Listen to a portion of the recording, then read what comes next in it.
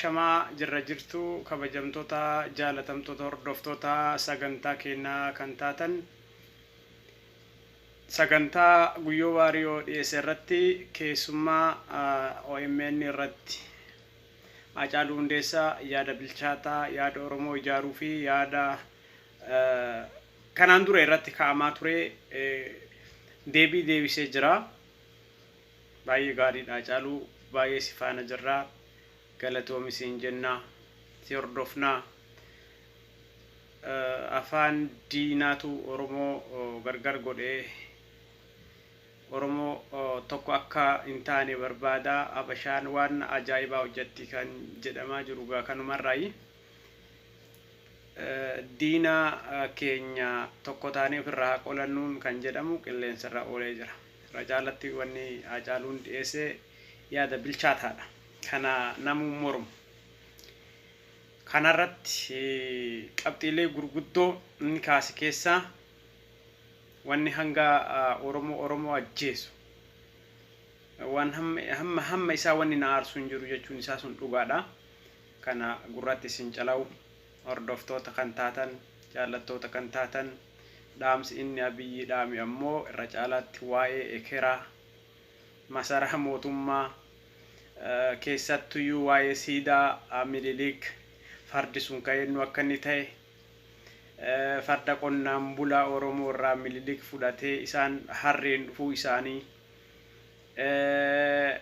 siin hin malu jechuudhaan Minilik irraa fudhatee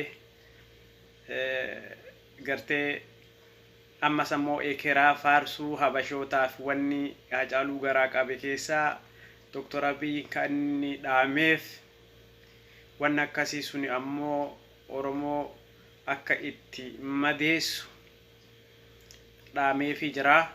Biltsiginnaan ammoo akka maallaqa hin kenniniif irraa dhageenyee jirra. Keessumattuu warri amma Hacaaluu fakkaatee yookaan Hacaaluun biltsiginnaarraa maallaqa nyaatee jedhu sun kan ammoo Oromummaa namarraa mulquuf deemu sun akka inni of baru mormitoota Oromoo kan ta'an irratti dhiibbaa mootummaa kanaan geggeeffamu Oromoo irratti yakka suukaneessaa yakka gidiraa ajjeechaa haadha Oromoo irratti abbaa qabeenyaa Oromoo irratti doorsisa geggeeffamu mootummaan akka dhaabu dhaameefii jira. Guyyoo waariyoo waan tokko hambifanne hunda qaqqabatee dhiyaatee jira.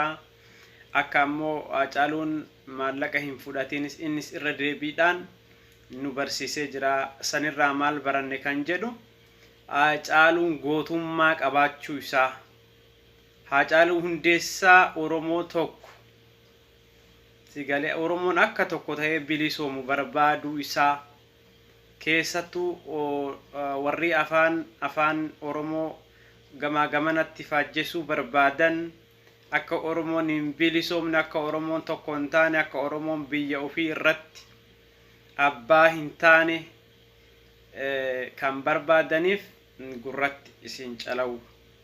Ammas masaraa keessaa taa'anii warri maangaa nuun jedhan warri Hayyuu Duree Abaa'ootiin Fireewoot Maashaw Gidee jedhaniin akka Hangaasaa Ibraahimiif gurratti si calawu. Hacaaluu jedhe anaa miti.